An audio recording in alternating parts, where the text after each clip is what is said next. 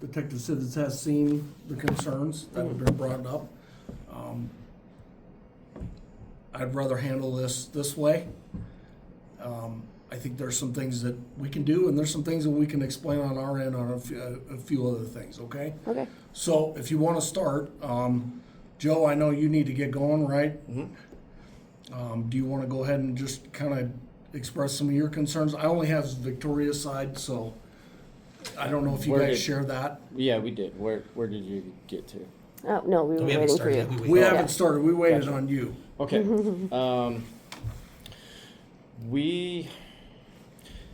We've been challenged by this whole situation, obviously. We know our son, we know how everything went. We feel that there was some extensive, I don't know what the appropriate word is, but it seems like his character was put in question, and that's our biggest, Okay. that's my biggest issue, is that I know that my son he's not a perfect kid, but he's a good kid overall. And the way that we saw that this was approached by the school and a couple of the videos that we saw, we just felt like rather than trying to figure out what the situation was, everybody was just ready to attack our son. And not like physically attack them, but just like ready to believe that, oh, this is a monster child and he brought a gun to school. And my personal point of view is that it doesn't feel like it shouldn't have been the approach. I mean, it didn't seem like there was, hey, let's get to the bottom of this. I mean, even from the beginning, the first video that we saw when they came to Victoria's house, they're like, oh, he's a kid that they have on his radar. He looked up the word knife on his laptop, and they're like, oh, really? And it was just like they were just already ready to get after him. And, they were willing to believe these accusations right out the gate. And initially that's expected. We understand that there was a situation that went down, that there had to be an investigation. We understand that. So that's not the issue that we are. I hope that every response is like that, because safety first for me and always. So like, it's not necessarily that this happened, that someone said something. It's like the after effect of it. And so even after that, Andrew said that there was no charges filed. I mean, this still was the attack on my son. And so that's my issue. And then the FERPA issue of his privacy being told outside of the school when there was no legal charges being pressed. So the police was now taken out of it, and that he was told, that the mother was told everything about his RMS plan, which, I mean, I'm sure if I could, all my videos were redacted, so we didn't see anyone's faces, but I'm sure if we saw the face, then she'd be like, why am I hearing this? Well, Yeah. So the FERPA is actually designed to communicate amongst governmental agencies in the schools. So it's not that it's supposed to be private information from the schools that they can't share with us. It's actually encouraged through that program. I've read differently. But that's just kind of what the Supreme Court has said over the course of time. I'm not a school resource officer. Mm-hmm. Do you have cases for that? Looking at, I don't know it off the top of my head. Because I didn't find any. Going through reading that program, it is an encouragement of communicating with the schools and law enforcement and other public safety entities. Is how I am. That's, and we can sit here and agree, disagree with it all day long. Yeah. I don't know what to tell you other than that. As for the RMS plan, me and my sergeant discussed it. That has been something that I didn't know when it comes to discussing it with other families. I didn't know that. Okay. We discussed that. I approached it. No, go for it. That RMS plan is for your child and your child And with only? the school. And with the school. And so, no, it should not be shared with anyone else outside of that, because that plan works for your child and your child only. So, Right. And Detective so Sivvits and I have discussed that. That's something that, part of the training process that we're going to work towards. So, and the reason why it was shared is it wasn't just sitting here like, I'm just going to share, who cares? That's what you said, not. though. You said, this is my investigation and I'll say what I want, right? So, all right. So there's techniques and strategies I use to investigate. All right. I don't think your son's a criminal. I have zero opinion on it. But what I do, You did hold have an on. opinion on it. What I do is I want people to talk to me. So I befriend them, or I use some type of strategy to encourage them to talk to me. So at the conclusion, because I understand how you guys feel, and there should have been more communication on my end with you guys, absolutely. But this is what I do. I don't go to talk to a murderer and say, "You're guilty, talk to me now." I don't do that. I say, "Well, what happened, man? What, did he show a gun first? Tell me, what did he do to you?"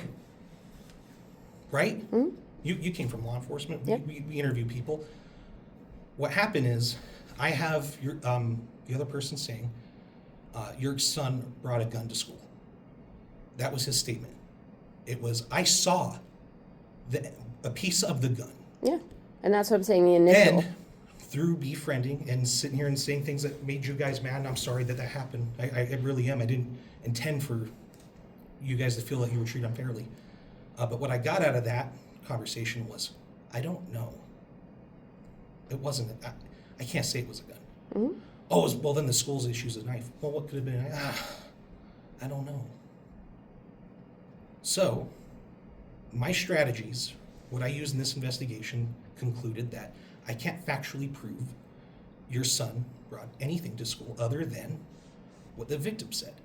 And now the victim's changing his story.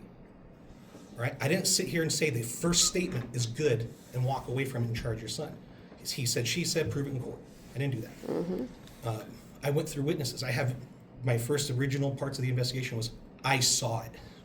And it came down to, no, I didn't see it. So, I know you're upset. I can see it in your face. Mm-hmm. But I believe the techniques I used was able to interview but interrogate the child or the other person who said they saw it, and it backed it up a little bit to, well, yeah, I'm jerking around in class, and he stood up for himself and lifted up his shirt, and I don't know what I saw. It could have been, I don't know, maybe the shirt thing didn't even happen. Because I have no other witnesses when originally there were witnesses, but now there's not. Mm-hmm. So what happened with that? So I didn't take their word for it. It's a strategy that I use.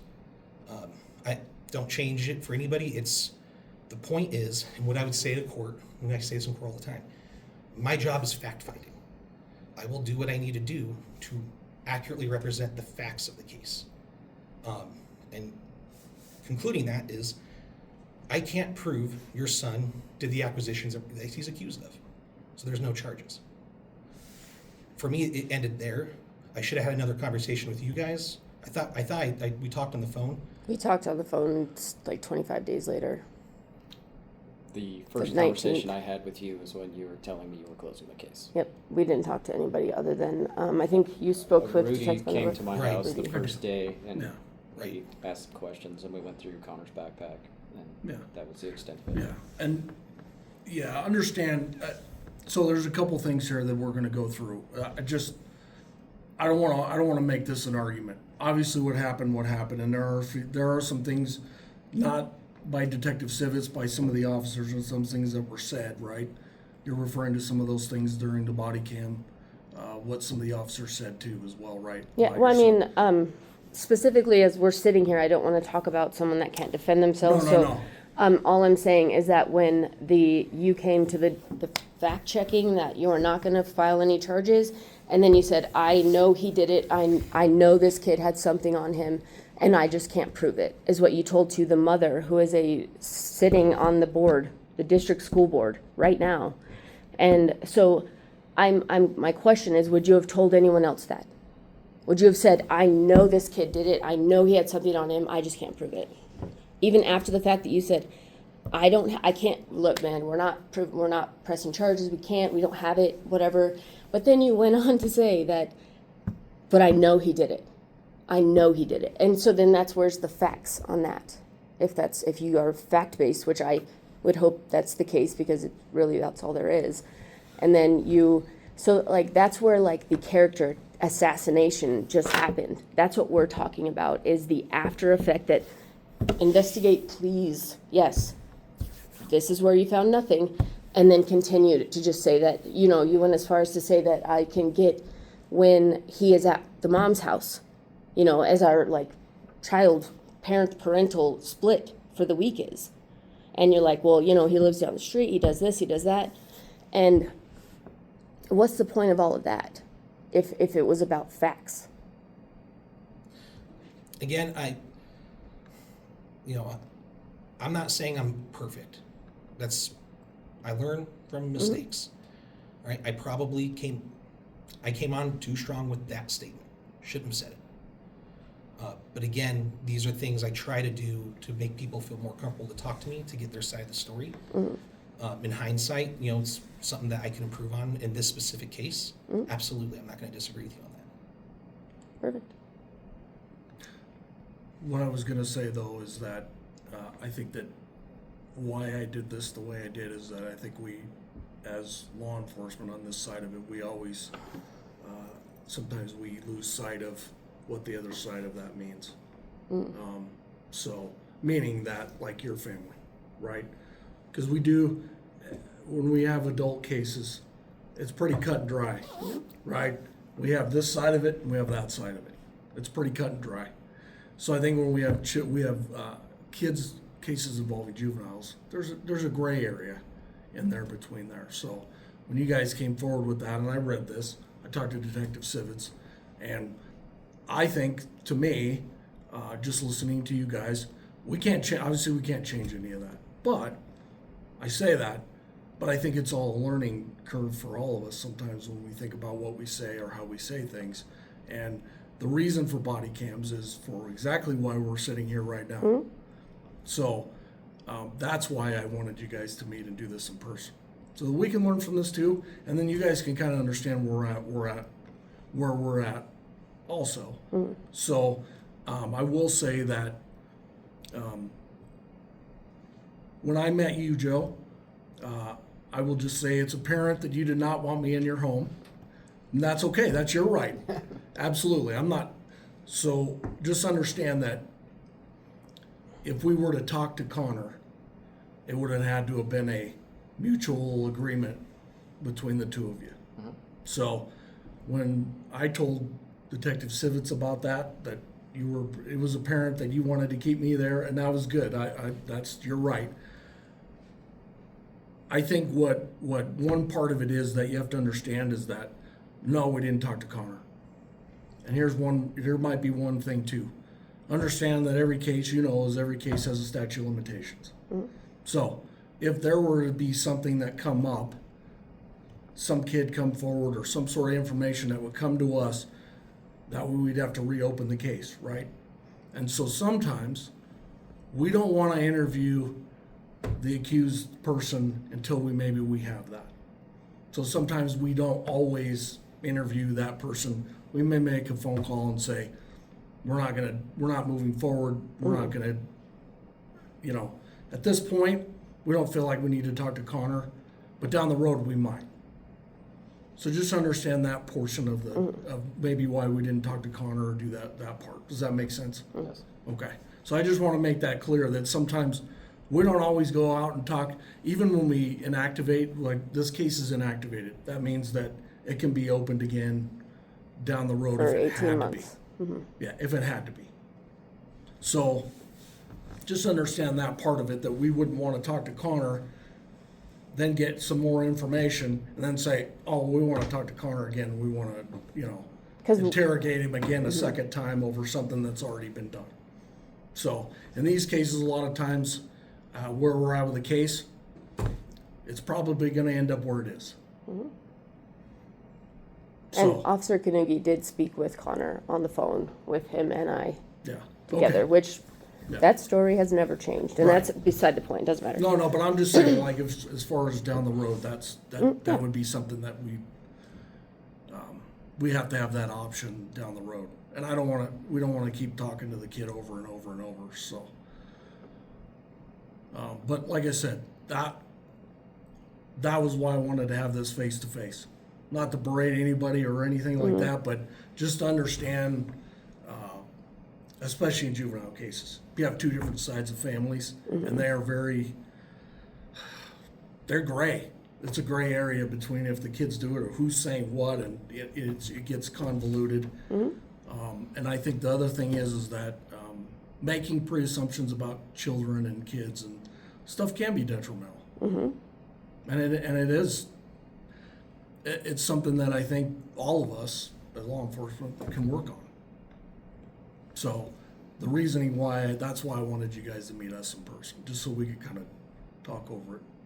Plus it was against Detective Sivvits, and I'm kind of old school about it. I just figured that he could come in here and at least talk to you guys, and you guys could maybe hash out a little bit. We're not gonna sit here for hours and argue about this, but I just wanted him to at least have a chance to at least talk to you guys and kind of see where he's from. So, like I said, we'll discuss a few things. Detective Sivvits did admit that he didn't know about the safety plan, and that's something that I kind of take that on me as personal as, maybe we need to work on a little bit of training with juvenile stuff, just because it's ever changing. It's ever changing, and I worked in sex crimes for 5.5 years, so we did a lot with the schools, and there's a lot of areas, and it's super sensitive, and the kid stuff is sensitive, and so for me, the FERPA violation wouldn't fall on you because you're not the school. And when the school said, you're like, hey, I could just tell them what I recommended, which I didn't hear anything that you recommended. Like, yeah, that's good. That's not enough. That's this, and then they said, well, yeah, that's fine. That's the violation, is that the school gave permission for you to tell the mom. And that's the FERPA violation, is the school is not, there's nothing, you have no direct ties to that. They do. And they, even in your body cam, it said, I think we're pushing a line here, but yeah, that's fine. And so. Right. Yeah, because so they have the safety plan, and usually they just tell us they have a safety plan. And then we don't need to know anything about that. We don't need to know the dynamics, just to make sure that all the kids in the school are safe. That's it. Yep. As it should be, and I agree with that, absolutely. So you're right. The school they shouldn't give us any details on that. No. Yes. And so that was sorry, I'm kind of had a little allergies or something. I hate you. So that's our issue, and then the fact that the things were said after the fact. So, and with all due respect, if I said I didn't know the stop sign was there, I'd still get the ticket. You know what I mean? I don't know I didn't know isn't like a reason to not do something, because it wouldn't pass anywhere else. And and that's just where we were at with this side of things. And then we're taking it up with the school as well. So that's it. And as long as we can all go on and do better, that's what we're fine with, and learning is always a part of life. And just maybe for the next kid, do the investigation, do what you need to do, but once it's come to the fact that, did or didn't do it, the opinion stops there. And that's kind of was my issue. So. You have anything else? No, you're good. Got it all.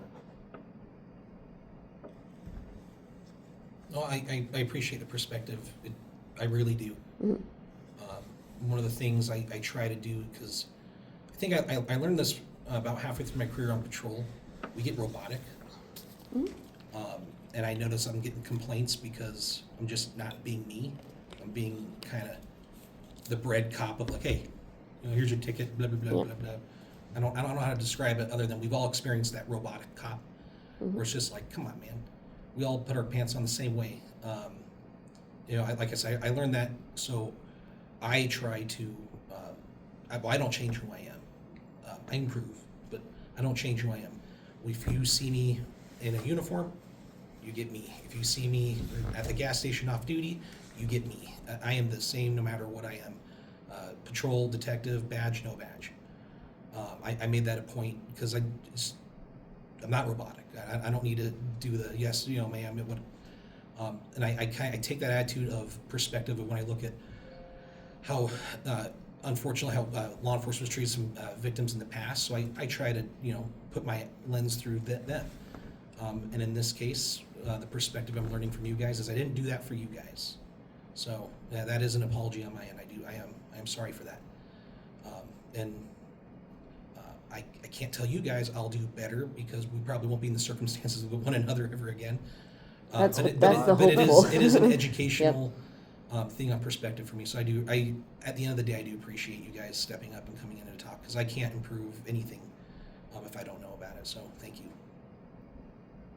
I don't know if it's something you should do or something you guys are required to do, but I would have appreciated a little bit more communication on our end just to know where the investigation was lying, how it was progressing and things like that, because what I found out, the incident occurred. They showed up to her house, Rudy showed up to my house, and then we were in limbo. Yep. Nothing from anyone. And then we were getting feedback from the school, but we weren't getting any feedback from your team. Which And- for us was like a big deal. And we're like, this. And the second I heard him say, "Oh, I don't know what you're talking about," I was like, man, my kid folds like a lawn chair. Like, he is so the worst naive. part. And that's where I was like, hold on. And then so a little bit of, like you said, communication would have been nice. But I can't go back realize and that change there's- the past. You guys have limitations. You have what you can disclose and what you can't disclose. Right. And I'm going to be quite frank here. I am completely out of my element, so I don't know where those lines begin and end. Sure. I just try to be an honest guy and do what I'm supposed to do, right? A little bit of feedback would have been helpful, just to say, hey, we're still investigating this. We have X and Y and Z to make, and then we'll have some feedback for you or something along those lines. I don't even know if you guys are supposed to do that. I mean, I understand, he was the accused and things like that, so there's Yeah. maybe keeping us in the dark is part of the game. I don't know. It would have been very helpful for me to understand where the ball was rolling. Not necessarily, hey, we're about to accuse him or something along those lines, just like, hey, this is where we're at in the process. This is the next stage of the process, and this is where we should be at X amount of time. And I know there's a lot of variables that go into that, and it's not Sure. possible to give direct, hard dates and things like that, like deadlines or anything, but I think that would have been very helpful for us overall. Well, I think there's two different sides to that. So again, I will say I use an example. If you were being accused of something and say Victoria is their victim, Yeah, right. we technically don't have any obligation or anything to say to you or do any part of it. We may not call you. We could have a case for months and we may not call the suspect until we gather all the information. And he may not even know. Or he may know, and we may talk to him 6 months later. So Yeah. understand that side of it on the adult side. Now, we're talking about kids and things like that. I think it could go either way with that, with the parents and stuff. And I get what you're saying, especially since maybe we didn't have charges or something. We could have reached out, but Yeah, I get what you're saying. It I really think is it's kind a of a slippery tricky slope. area It in is. that side of it because that's all. That's basically what I'll tell you. It's kind of dependent on the case. It really is. Fair enough. So, but yeah. So, Sivvits, do you have anything else? No, thank you for coming out and meeting with us. I want to talk to you guys about one other thing that Detective Sivvits doesn't have to be involved with. Is that Okay. okay? All right, you want me to leave my camera in here? Yeah. Okay. Thank you. It's just for the whole overall. Oh, okay. Yeah. I want to address one other thing with you guys before we leave. It doesn't involve him, so. Sweet. Okay, so the last thing I wanted to deal with was this safe to tell. Mm-hmm. So this was after the case, June right? 3rd, I think. Yeah. Yeah, so Were you aware well of this as well The as safe to vape tell? accusation. The vape accusations. So all I can say is this. Your son was the only one in the area named Connor. I understand that it does not match the description or the neighborhood. Basically what they do is you talked to Officer Andrews, right? Mm-hmm. Yeah. Basically they gather the information from the schools. All the schools do is they search the area, look for a name, and they give them the name. It's up to the discretion of the officer whether they go out there or not. So just understand, I think there was maybe a little bit of assumption there Yeah. that it was Connor. Mm-hmm. We've also talked about this. And understanding that maybe sometimes there's some discretion in these safe to tells. And that, we don't always have to run out and contact people on safe to tells. There's not a mandatory, it's not mandatory that we do that. So when I talked with Officer Anders, she basically told me that she got the information from the schools.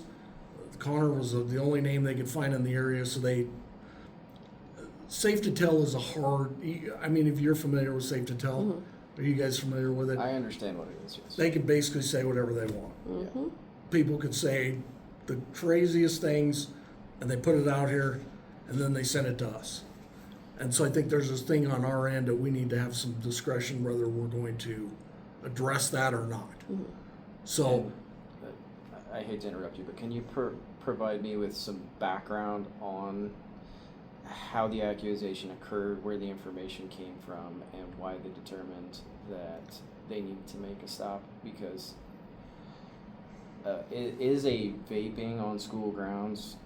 It wasn't even, they just said that I was told it was at school, but then later on it was that he just went to the school. So, I mean, really. yeah, it was just It's basically big. saying that there was it's basically saying that there's a kid named Connor who's vaping, and that it gives some vague information. Okay. Is it like an anonymous tip Yeah. from outside? Yes. We don't And then know the where that school comes just, like, from. sent it to you guys It goes after to that? Colorado State Patrol, right? Yeah, It the goes Safe through to them? Tell program is through the State Patrol. That it goes out to And the they distribute it. and they distribute it. Okay. And so the officers get it, and a lot of times they have discretion whether they follow it up or not. Okay. So my question was, it was, what was the officer, the SRO that gave the information? I just cannot recall his name. It wasn't Kanugi, it was Lombardi. Lombardi.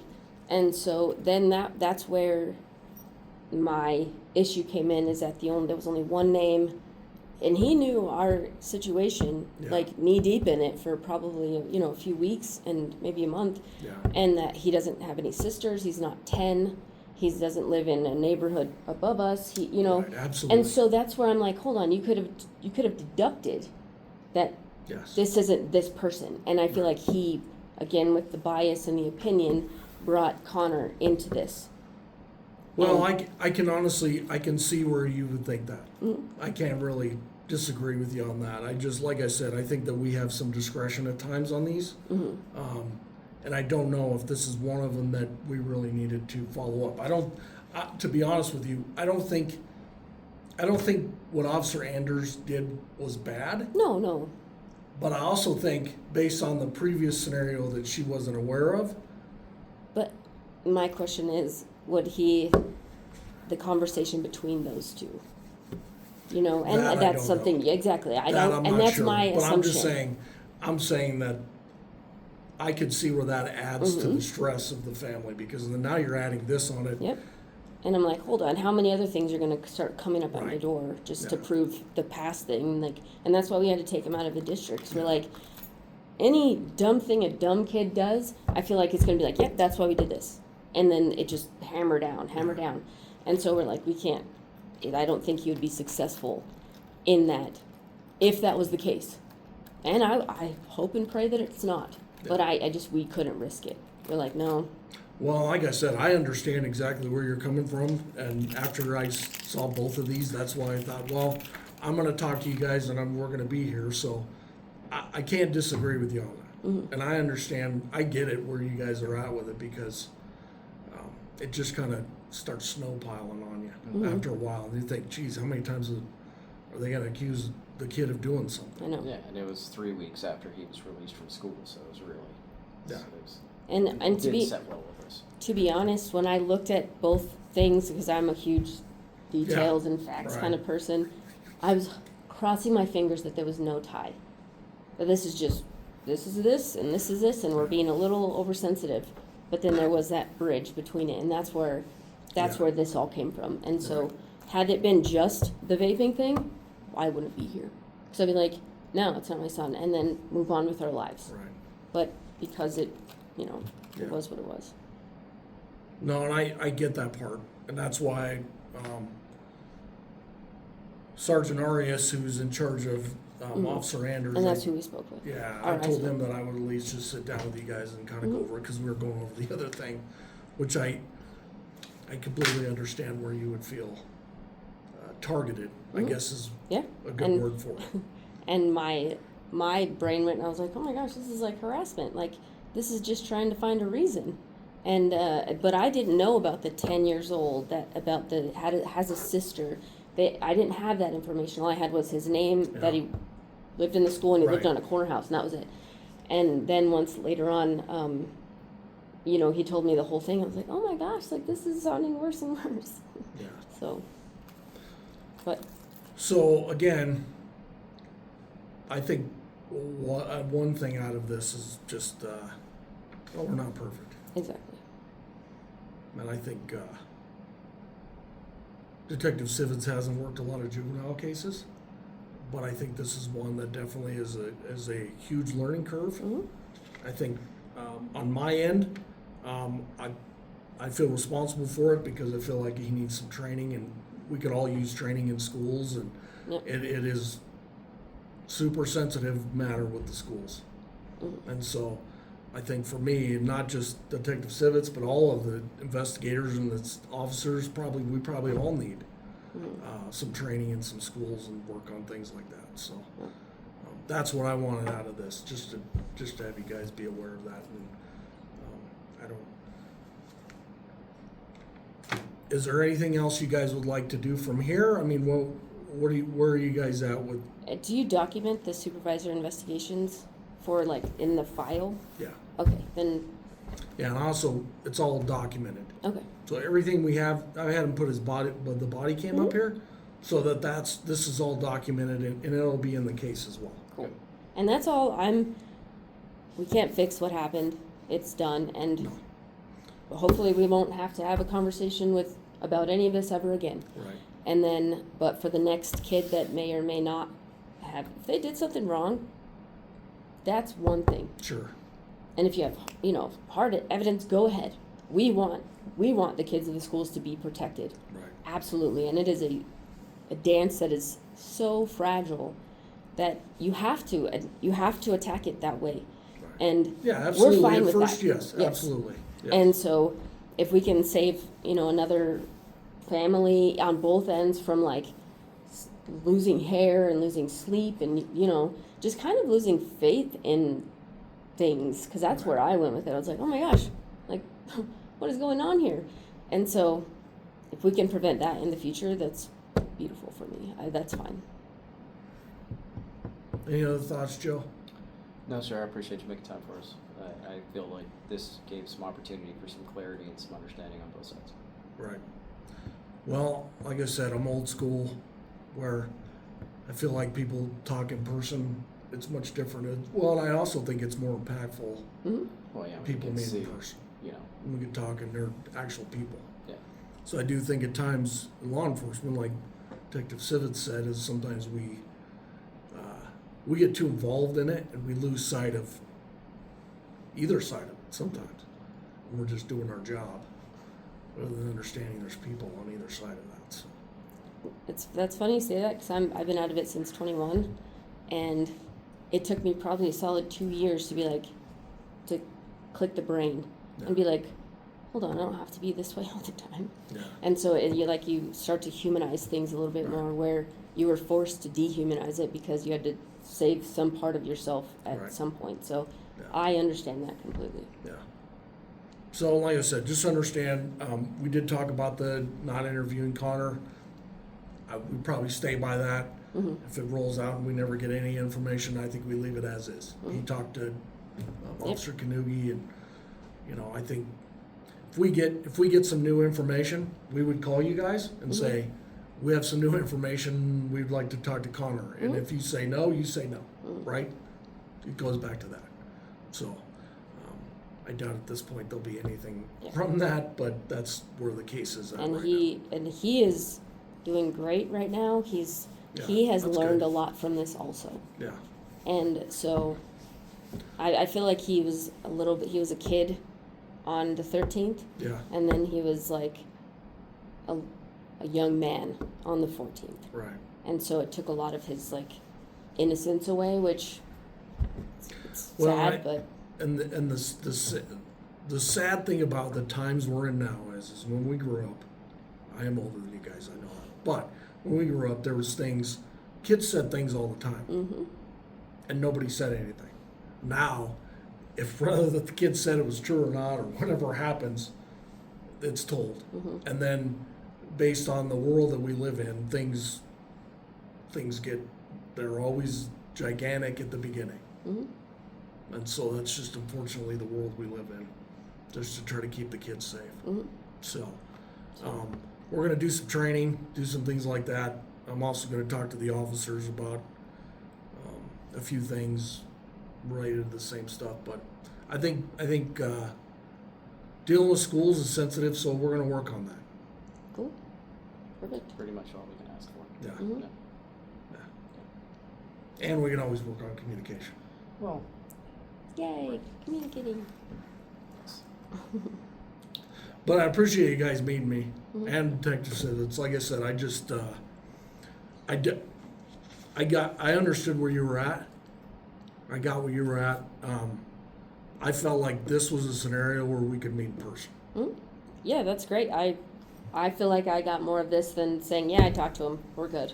Like, that wouldn't have resolved in, you know what I mean, much for us. Yeah. Like, okay, Yeah. you know, but this was a good scenario, so. Okay.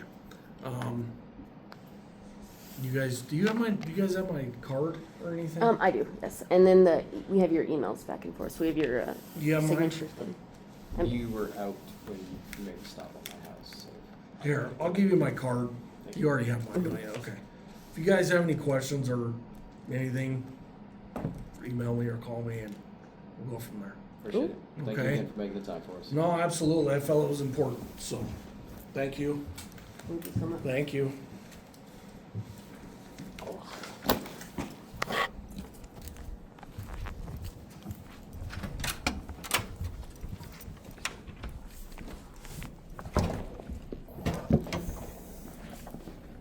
Where'd you park in here?